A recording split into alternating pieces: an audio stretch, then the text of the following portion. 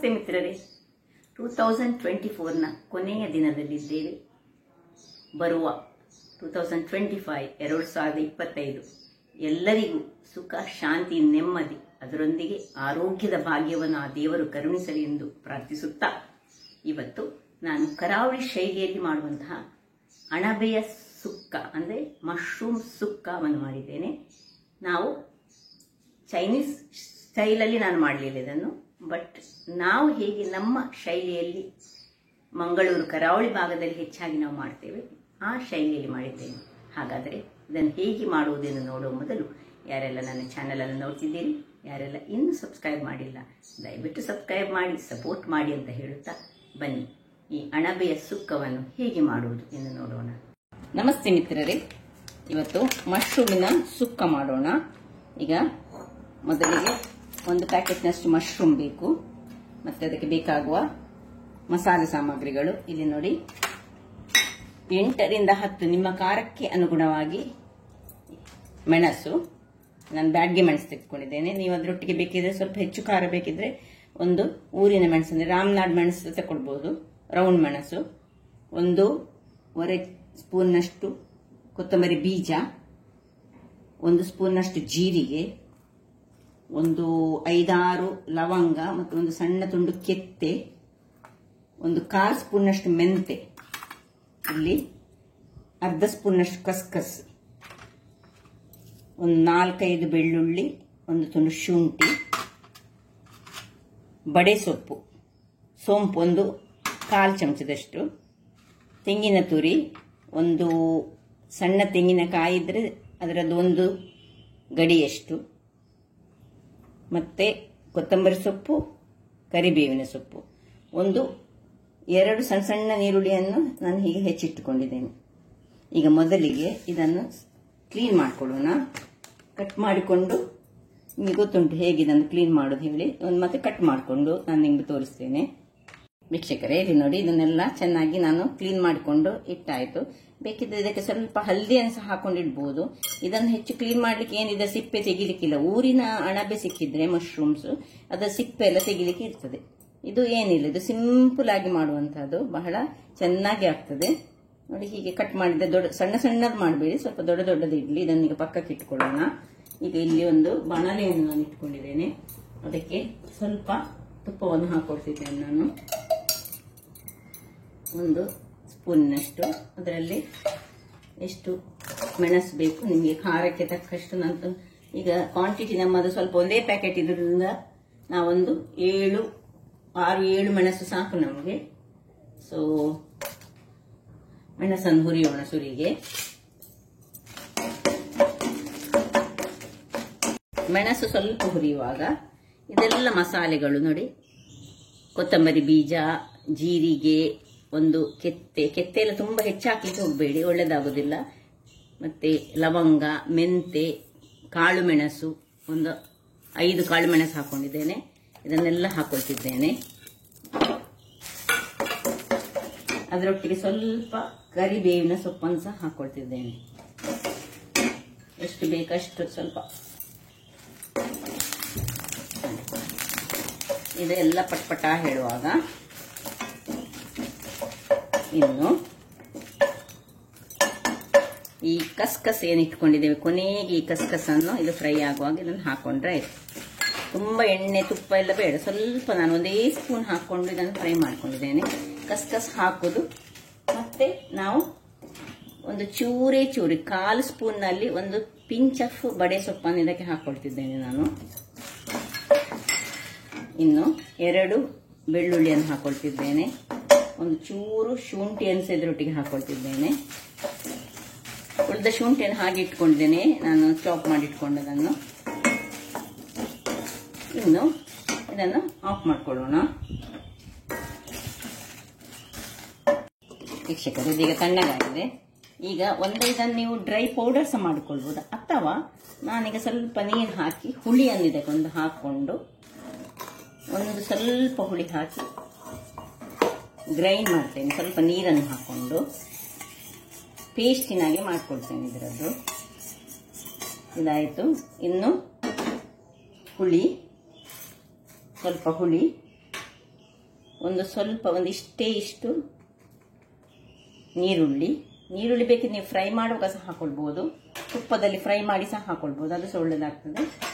ಇನ್ನು ಇದಕ್ಕೆ ಸ್ವಲ್ಪ ನೀರನ್ನು ಹಾಕೊಳ್ತೇನೆ. ಮತ್ತೆ ಒಳ್ಳೆ ಚಂದ ಪೇಸ್ಟ್. ಮತ್ತೆ ಹಳದಿ ಹಾಕ್ಲಿಕ್ಕೆ ಉಂಟು, ಒಂದು ಅರ್ಧ ಚಮಚದಷ್ಟು ಹಳದಿ ಹಾಕೊಳ್ಳೋಣ, ಅಥವಾ 1/4 ಚಮಚದಷ್ಟು. ಸ್ವಲ್ಪ ಕ್ವಾಂಟಿಟಿ ಇರೋದ್ರಿಂದಲೇ 1/4 ಚಮಚದಷ್ಟು ಸಾಕು. ಸ್ವಲ್ಪ ನೀರನ್ನು ಹಾಕಿ ಪೇಸ್ಟ್ ಮಾಡಿ ತರ್ತೇನೆ. ನೋಡಿ ವೀಕ್ಷಕರೇ, ಇಷ್ಟು ಫೈನ್ ಆದ ಪೇಸ್ಟ್ ಆಗಬೇಕು, ಒಳ್ಳೆ ಫೈನ್ ಆಗಿ ಬರಬೇಕು, ಹಾಗಾದ್ರೆ ಚೆನ್ನಾಗಿ ಬರ್ತದೆ. ಈಗ ಇದನ್ನು ಪಕ್ಕಕ್ಕೆ ಇಟ್ಟುಕೊಳ್ಳೋಣ. ಇಲ್ಲಿ ಒಂದು ಗ್ಯಾಸನ್ನು ಬಾಣಲೆಯನ್ನಿಟ್ಟು ಗ್ಯಾಸ್ ಉರಿಸ್ತಿದ್ದೇನೆ. ಸ್ವಲ್ಪ 1 ಚಮಚ 2 ಚಮಚದಷ್ಟು ಸಣ್ಣ ಚಮಚದಷ್ಟು ತುಪ್ಪ ಹಾಕೊಳ್ತಿದ್ದೇನೆ. ಇನ್ನು ನೀರುಳ್ಳಿಯನ್ನು ಇದರಲ್ಲಿ ಚೆನ್ನಾಗಿ ಫ್ರೈ ಮಾಡ್ಕೊಳ್ಳೋಣ.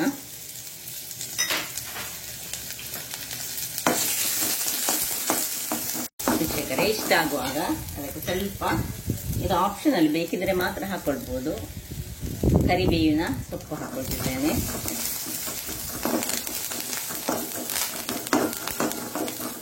ಇನ್ನು ಈ ಚಾಪ್ ಮಾಡಿದಂತಹ ಬೆಳ್ಳುಳ್ಳಿ ಮತ್ತು ಶುಂಠಿಯನ್ನು ಸಹ ಹಾಕೊಳ್ತಿದ್ದೇನೆ. ಇದಕ್ಕೆ ಸ್ವಲ್ಪ ಕೊರಿಯಾಂಡರ್ ಲೀವ್ಸ್ ಇದು ದಂಟಿನ ಒಟ್ಟಿಗೆ ಹಾಕೊಳ್ಳಿ, ದಂಟಿದ್ದದನ್ನು ಮೊದಲು ಹಾಕೊಳ್ಳಿ. ಎಲೆಗಳನ್ನು ಚಾಪ್ ಮಾಡಿ ಮತ್ತೆ ಕೊನೆಗೆ ಗಾರ್ನಿಶ್ಗೆ ಲಾಸ್ಟಿಗೆ ಹಾಕಿದ್ರೆ ಆಯಿತು. ಇಷ್ಟ ಆಗುವಾಗ ಇಲ್ಲಿ ಬೇಕಿದೆ ನೀವು ಒಂದು ಟೊಮ್ಯಾಟೊವನ್ನು ಸಹ ಕಟ್ ಮಾಡಿಕೊಂಡು ಹಾಕೊಳ್ಬಹುದು. ಟೊಮ್ಯಾಟೊ ಕಟ್ ಮಾಡಿ ಟೊಮ್ಯಾಟೊವನ್ನು ಅದು ಮೆದುವಾದ ಮೇಲೆ ಈ ಇದರಲ್ಲಿರುವ ಇದನ್ನು ಹೆಚ್ಚಿಟ್ಟದನ್ನು ಚೆನ್ನಾಗಿ ಹಾಕೊಳ್ಳೋಣ. ಹಾಕೊಂಡು ಸ್ವಲ್ಪ ಇದಕ್ಕೆ ನೀರು ಹಾಕೊಳ್ಳಿಕ್ಕಿಲ್ಲ, ಸಣ್ಣ ಉರಿಯಲ್ಲಿ ಸ್ವಲ್ಪ ಉಪ್ಪನ್ನು ಇದಕ್ಕೆ ಹಾಕೊಳ್ತೇನೆ. ಉಪ್ಪನ್ನು ಹಾಕೊಂಡು ನಾವು ಇದನ್ನು ಬೇಯಿಸ್ಕೊಳ್ಳೋಣ. ಸ್ವಲ್ಪ ಹಾಕೊಳ್ಳಿ, ತುಂಬ ಹಾಕ್ಲಿಕ್ಕೆ ಹೋಗ್ಬೇಡಿ, ಯಾಕೆಂದ್ರೆ ಇದು ಬೆಂದ ಮೇಲೆ ತುಂಬಾ ಕಡಿಮೆ ಆಗ್ತದೆ. ಈಗ ಇದರಲ್ಲಿ ಒಳ್ಳೆ ಫ್ರೈ ಮಾಡ್ಕೊಳ್ಬೇಕು, ತುರಿಗೆ ತುಪ್ಪದಲ್ಲಿ ಅದು ಫ್ರೈ ಆಗಬೇಕು. ಮತ್ತೆ ಸಣ್ಣ ಉರಿ ಮಾಡಿಕೊಂಡು ನಾವು ಇದನ್ನು ಮುಚ್ಚಳವನ್ನು ಮುಚ್ಚಿ ಬೇಯಿಸ್ಕೊಳ್ಳೋಣ. ವೀಕ್ಷಕರೇ, ಇಲ್ಲಿ ನೋಡಿ ಸಾಧಾರಣ ಇದು ಬೆಂದಿತ್ತು. ಈಗ ಇದಕ್ಕೆ ನಾನು 1 ಸ್ಪೂನಿನಷ್ಟು ನಾನು ಚಿಕನ್ ಮಸಾಲೆಯನ್ನು ಹಾಕುತ್ತಿದ್ದೇನೆ.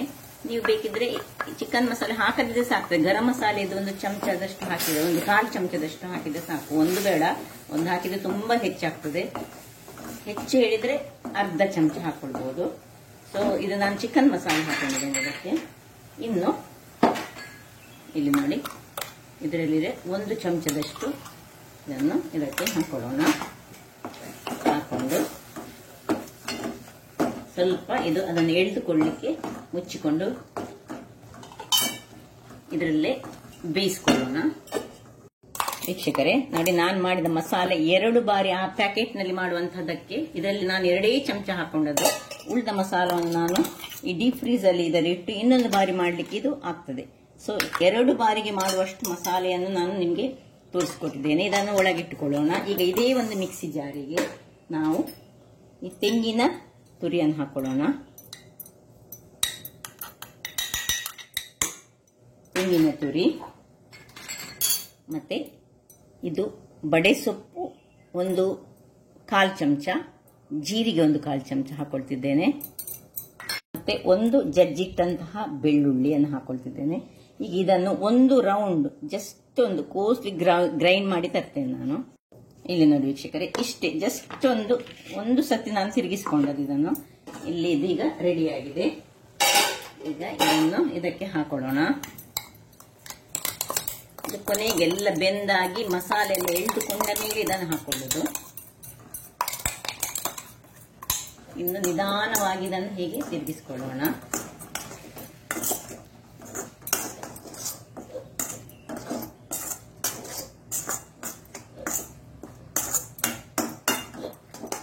ಡ್ರೈ ಆಗಿ ಬಂತು.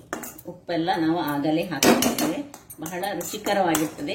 ಇದು ಹೇಗೆ ನಾವು ಚಿಕನ್ನಿನ ಸುಕ್ಕ ಮಾಡ್ತೇವೆ ನಾವು ಕರಾವಳಿ ಶೈಲಿಯ ಅದೇ ರೀತಿಯಲ್ಲಿ ಮಾಡಿದ್ದೇನೆ. ಈಗ 1 ನಿಮಿಷ ಈ ತೆಂಗಿನ ತುರಿ ಬೇಯಲಿಕ್ಕೋಸ್ಕರ ಮಾತ್ರ ನಾವು ಇದನ್ನು 1-2 ನಿಮಿಷ ಹಾಗೆ ಇಟ್ಟುಕೊಳ್ಳುವಾಗ ಇಲ್ಲಿ ನಾನೊಂದು ಸಣ್ಣ ಬಾಣಲೆಯನ್ನು ಇಟ್ಕೊಂಡಿದ್ದೇನೆ.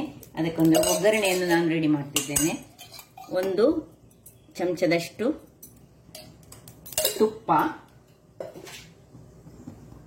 ಹೆಚ್ಚಿಟ್ಟಂತ ಚಾಪ್ಡ್ ಆನಿಯನ್ಸ್,